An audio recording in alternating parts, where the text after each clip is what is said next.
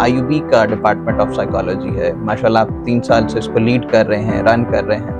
ये इस्टेब्लिश कब हुआ या डिपार्टमेंट ऑफ अप्लाइड साइकोलॉजी जो है ये 2000 में बनाया गया है। कि जो हमारी खास तौर पे यूथ है, इनका जो स्ट्रेस लेवल है, डिप्रेशन की जो रेशो है हम देखते हैं, उसकी सर क्या वजूहात आप पिन पॉइंट कर पाए हैं? हमारे माशरे में किसी भी एज ग्रुप के बहुत सारे ग्रुप या कोहार्ट्स हैं। लोगों के यहाँ आजकल trend of comparison in presence of social media आ गया। पहले कंपैरिजन अगर इमीडिएट इन्वायरमेंट में होता था तो अब आप बाहर की दुनिया के साथ भी कर सकते क्योंकि आपके क्या इनिशिएटिव्स हैं या आप किस तरह से डिपार्टमेंट को लेकर चल रहे हैं? बच्चों के लिए कोई क्लब्स या सोसाइटीज़ का बनाना, डिपार्टमेंट का अपना रिसर्च जर्नल। जो हमारे आईयूबी के स्टूडेंट्स हैं, इनको क्या पैगाम देना चाहेंगे कि जितना हम नेचर के करीब रहेंगे, नेचुरल रहेंगे जी, उतने हमारे मसाइल नफ्सियाती हों या कुछ और हों जी, वो कम रहेंगे।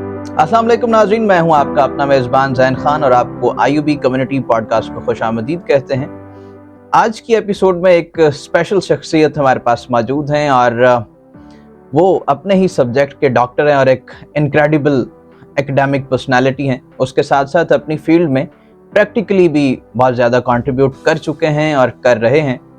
आईयूबी का एक रिकग्नाइज्ड फेस हैं और न सिर्फ बहावलपुर में बल्कि नेशनल लेवल पे रिसर्च के हवाले से बहुत कुछ कंट्रीब्यूट कर चुके हैं। हमारे दरमियान मौजूद हैं डॉक्टर सलीम साहब, जो कि डिपार्टमेंट ऑफ साइकोलॉजी के चेयरपर्सन हैं।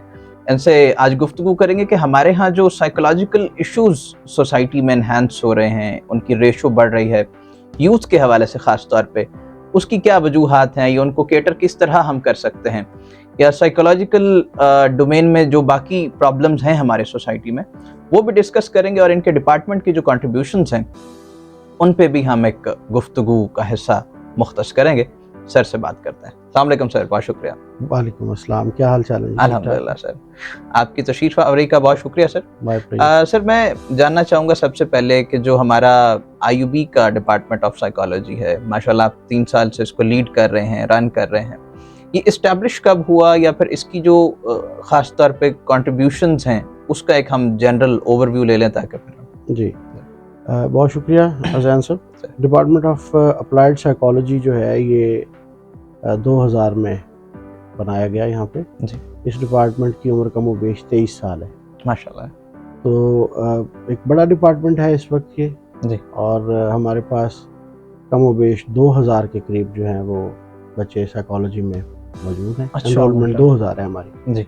तो 1201 बच्चे जो हैं हमारे पास यहाँ मेन कैंपस में हैं और बाकी हमारे सब कैंपसेस में हैं जी।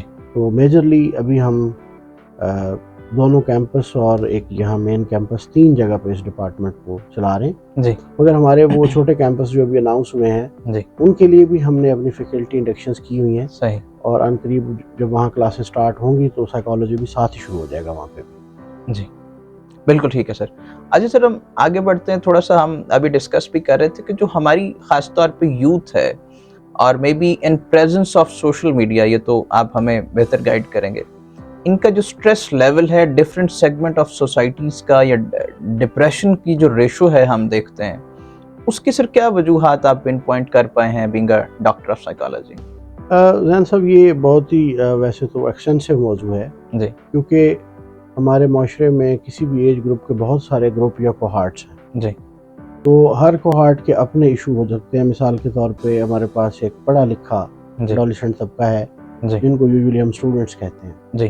तो स्टूडेंट्स के मसाइल थोड़े डिफरेंट हो सकते हैं और वो यूथ जो इदारों से बाहर है जी, उनके मसाइल डिफरेंट हो सकते हैं। बट जेनेरिकली स्पीकिंग जी, जो मेंटल हेल्थ सर्वेज हैं पाकिस्तान में, एक तो वो बहुत मुनज़्ज़म तरीके से किए नहीं जाते हैं। जिस तरह बाहर की दुनिया में लॉन्गिट्यूडल स्टडीज़ होती हैं जी, और वो डाटा जो है वो हमारे पास सालाना की बुनियाद पे फीड हो रहा होता है, ऐसा कोई हमारे पास मैकेनिज्म नहीं जी, इवन के अभी हमारी जो पाकिस्तान साइकोलॉजिकल काउंसिल बनने जा रही है वो भी अभी मुकम्मल तौर पर फाल नहीं हुई है जी, हमारे पास कोई लाइसेंसिंग अथॉरिटी भी नहीं है अभी तक साइकोलॉजी के जी, तो जो डाटा हमारे पास इंडिविजुअल रिसर्च से आता है उसमें हम देखते हैं कि डिप्रेशन, एंजाइटी, ये 2 ऐसे अमराज हैं जो बहुत टॉप पे हमें नज़र आते हैं जी। जब हम इनको डिग आउट करते हैं तो यूजुअली हमारी जो सोशल और इकोनॉमिक इनइक्वालिटीज़ हैं जी, वो हमें नज़र इसकी बेस पे नज़र आती हैं। अच्छा, आप नहीं समझते सर कि जो लोगों के यहाँ आजकल trend of comparison in presence of social media आ गया, पहले तो लोग अपना कंपैरिजन शायद अपने इर्द गिर्द के लोगों से करते थे, और शायद ऐसा होता था कि जो इंसान किसी तालीमी इदारे में पढ़ रहा है तो अपनी इकोनॉमिक क्लास के रेलेवेंट लोगों के साथ शायद पढ़ रहा हो या कहीं रह रहा हो तो भी ऐसा हो।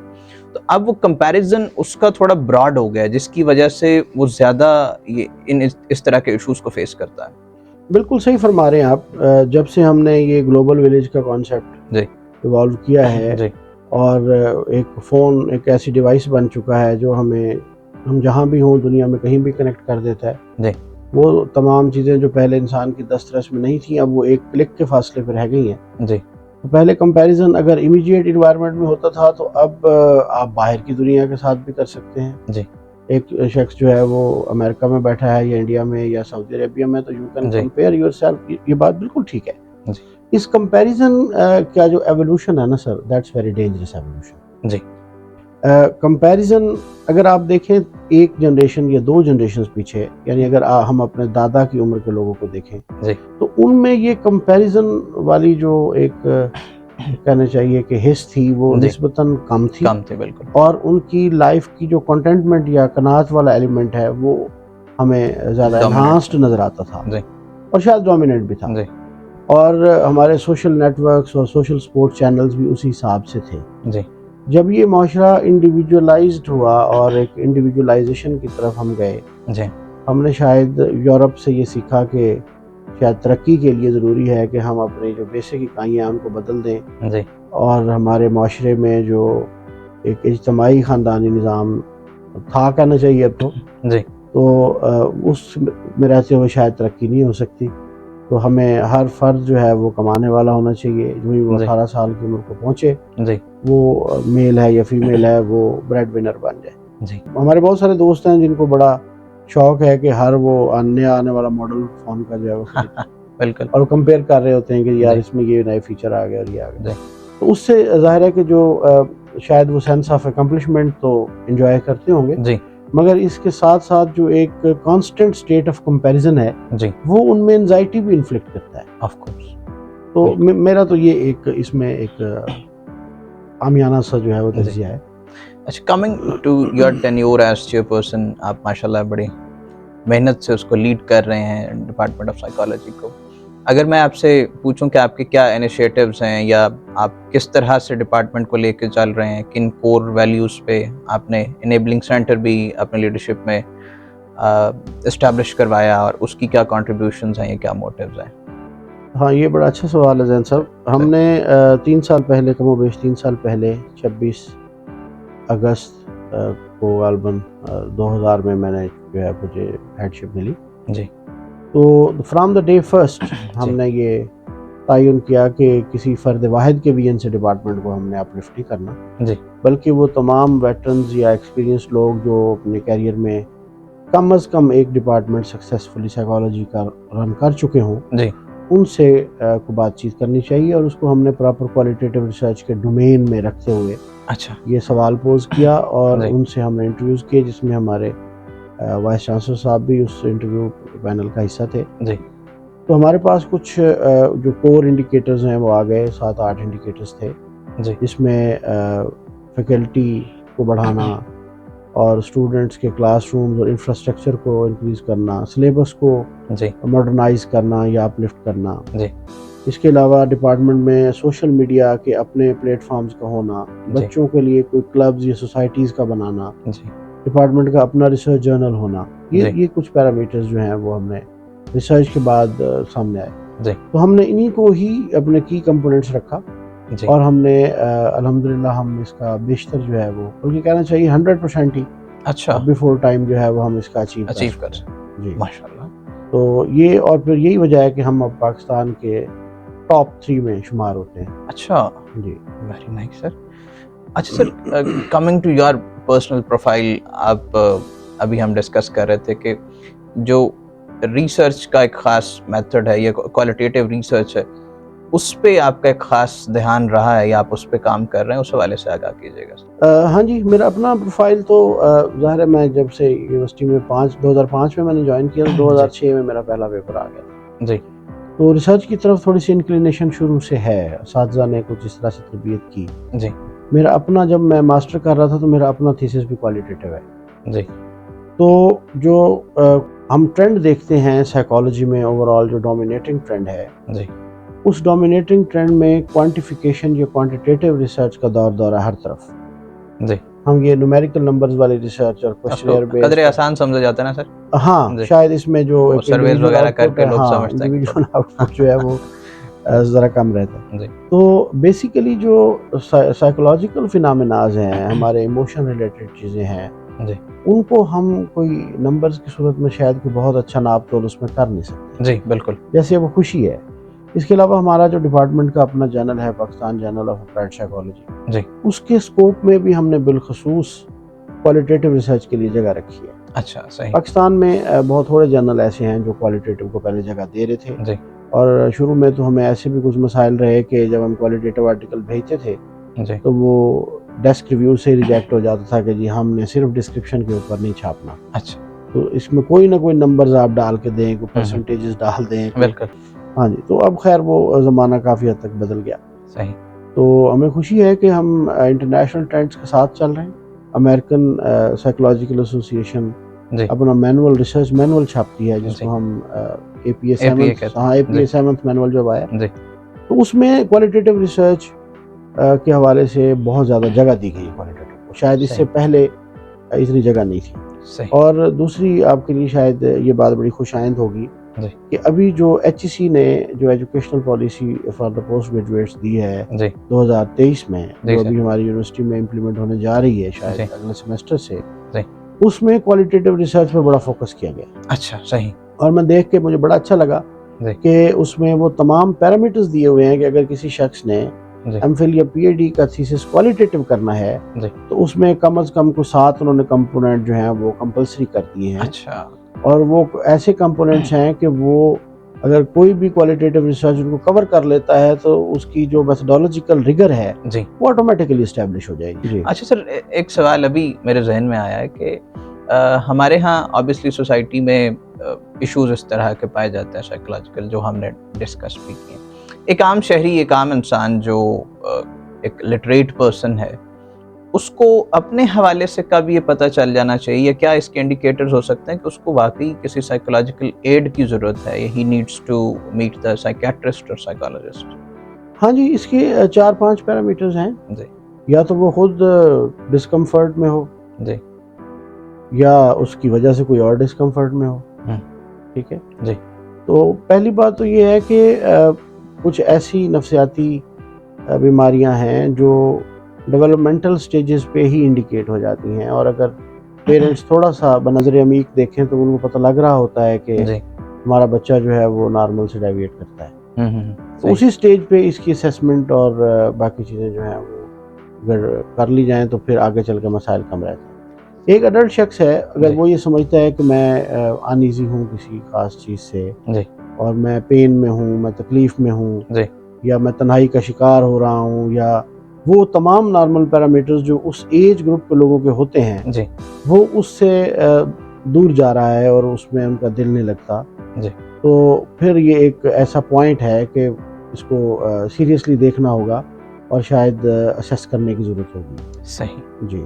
अच्छा सर, मैं बीइंग कम्युनिकोलॉजिस्ट लोगों से कम्युनिकेट करता हूँ, या हम डिफरेंट कम्युनिकेशन स्किल्स की ट्रेनिंग्स भी करवाते हैं, तो उसमें अक्सर एक सवाल आता है, या बल्कि जो भी लोग कम्पिटिटिव एग्ज़ाम का हिस्सा बनते हैं वो ये सवाल करते हैं कि जो साइकोलॉजिकल एक ख़ास तौर पे पहलू देखा जाता है किसी भी शख्स का ड्यूरिंग जॉब इंटरव्यू या किसी भी हवाले से इंटरनेशनली कोई इंटरेक्शन हो, तो उस पर अगर हम क्विकली थोड़ा सा उसको डायसेक्ट कर लें कि क्या पैरामीटर्स होने चाहिए जो हमारे लोगों को उन पे काम करना चाहिए जो इस पैराए में काम करना चाहते हैं। हाँ, इसमें कोई सर्टेन आंसर शायद मुमकिन नहीं है सर। अच्छा। क्योंकि हर जो जॉब है उसकी कुछ अपनी सर्टेन नीड्स हैं जी। जो जॉब इंटरव्यू लेने वाले लोग हैं, या अगर उस पैनल में साइकोलॉजी का कोई दोस्त बैठा है साइकोलॉजिस्ट के तौर पे, वो सबसे पहले ये देख रहे होते हैं कि इस जॉब की नीड्स क्या हैं, जॉब डिस्क्रिप्शन क्या है, और जो सामने वाला शख्स है उसके अंदर वो कौन से पर्सनैलिटी ट्रेट्स हैं जो इस जॉब के लिए सूदमंद होंगे, और कौन से ऐसे उसकी शख्सियत के एलिमेंट्स हैं जो सूटेबल नहीं है। सही। तो उन सूटेबिलिटी और नॉट सूटेबिलिटी के कंपैरिजन पे डिसीजन किया जा रहा है। मतलब ये जॉब टू जॉब और जेडी टू जेडी वेरी करेगा जी। अब आर्मी का जॉब और एक जो पब्लिक सेक्टर का जॉब है, जाहिर है कि डेफिनेटली दोनों की डिफरेंट नीड एंड डिमांड। जी बिल्कुल ठीक है। अच्छा सर, लास्टली अगर आप obviously being doctor of psychology, अगर हमारी यूथ को और स्पेशली जो हमारे आईयूबी के स्टूडेंट्स हैं, इनको क्या पैगाम देना चाहेंगे कि इनको किन हवालों से अपने ऊपर काम करना चाहिए कि वो साइकोलॉजिकल प्रॉब्लम से बचें, या फिर इस सब्जेक्ट के जो ख़ास तौर पे स्टूडेंट्स हैं उनके लिए क्या आपकी हिदायत होंगी लास्ट? देखिए, इस पे बड़ी लंबी गुफ्तगू हो सकती है, मगर मेरा ज़ाती नुक्ता नज़र ये है कि हम जितने आर्टिफिशियल होते जाएंगे हम मसाइल बढ़ाते जाएंगे। जितना हम नेचर के करीब रहेंगे, नेचुरल रहेंगे, उतने हमारे मसाइल नफ्सियाती हों या कुछ और हों वो कम रहेंगे। हमने तमाम चीज़ों को सिंथेटिक कर दिया है और हम नेचर से और नेचुरल एलिमेंट से शायद बहुत दूर होते जा रहे हैं। सही। जिसकी एक वजह जो है वो हमारे अंदर एक आर्टिफिशियलिटी और उन चीज़ों को इनकलकेट कर रही है। तो हमें अपने जो इमीडिएट इन्वायरमेंट कल्चर के अंदर रहते हुए और तमाम फैसिलिटीज़ जो अवेलेबल हैं उन्हीं को बरूएकार लाते हुए अपने आप को पुरसकून रखना है। बिल्कुल। और कोशिश करें कि जो हमारी इंडिजिनस नॉर्म्स हैं उन्हीं में रहें। फॉरेन नॉर्म्स को यहाँ पर जब आप अपने कल्चर में लागू करें, ये बहुत इंपॉर्टेंट पॉइंट है। हाँ जी, तो फॉरेन नॉर्म्स और लोकल नॉर्म्स को भी समझें। हमारे अपने घरों के जो नॉर्म्स हैं वो किसी भी हवाले से लेस एथिकल नहीं है जी। और वो कहीं ना कहीं सर मेरा ख्याल है कंपैरिजन में आके इन्फीरियरिटी कॉम्प्लेक्स का शिकार भी हो जाते हैं इस वजह से। जी हाँ सर, हम जो है जो कि बहुत अर्सा महकूम रहे हैं जी और गोरों के महकूम रहे हैं जी, तो आज भी हमारा जो सफ़ेद है वो ब्यूटी स्टैंडर्ड है हर चीज़ में जी बिल्कुल। हालांकि हम तो डार्विडियन लोग हैं, यहाँ द्राविड़ी तहजीब के लोग हैं, हम तो बड़े काले और पक्के रंग के लोग हैं बिल्कुल। तो हमारे अपने कुछ फीचर्स थे जिनको हमने शायद ओन नहीं किया उस तरह से। यही मैं बात कर रहा हूँ कि हमें अपनी इंडिजिनस कल्चर, इंडिजिनस नॉर्म्स को ओन करना होगा बिल्कुल। जिस तरह से हमने फॉरेन चीज़ों को अडॉप्ट किया ना, उनकी अडॉप्शन बहुत अच्छी बात है जी, मगर ये भी देख लें कि क्या इस इमीडिएट इन्वायरमेंट के लिए वो सूटेबल भी हैं। जैसे हमने चारपाई को छोड़ के बेड अडॉप्ट किया ना तो इतनी गर्मी में क्या वो फोम का गद्दा ठीक भी है या वो चारपाई जो पोरस थी वो ठीक है? तो ये ज़रा देखने की ज़रूरत होती है इसमें। सर, आपसे गुफ्तगू करने का बहुत लुत्फ़ भी आ रहा है और बहुत इन्फॉर्मेशन भी हमें मिल रही है, लेकिन आपसे मुलाकातों का सिलसिला हम जारी रखेंगे। आज की एपिसोड में हिस्सा बनने का सर बहुत बहुत शुक्रिया। Thank you very much. नाज़रीन, ये थी आज की पॉडकास्ट की एपिसोड जिसमें डॉक्टर सलीम साहब ने हमें आगाह किया बहुत सारे जो साइकोलॉजिकल इश्यूज़ हैं उनकी वजूहात क्या हैं या स्कोप ऑफ सब्जेक्ट क्या है, और बहुत सारे स्टूडेंट्स के लिए इसमें और एक आम शख्स के लिए बहुत सारी गाइडलाइन है। इस पॉडकास्ट को शेयर कीजिएगा ताकि ज़्यादा से ज़्यादा लोग इससे मुस्तफ़ीद हो सकें। आपसे मुलाकात होगी इंशाल्लाह अगली एपिसोड में। अल्लाह हाफ़िज़।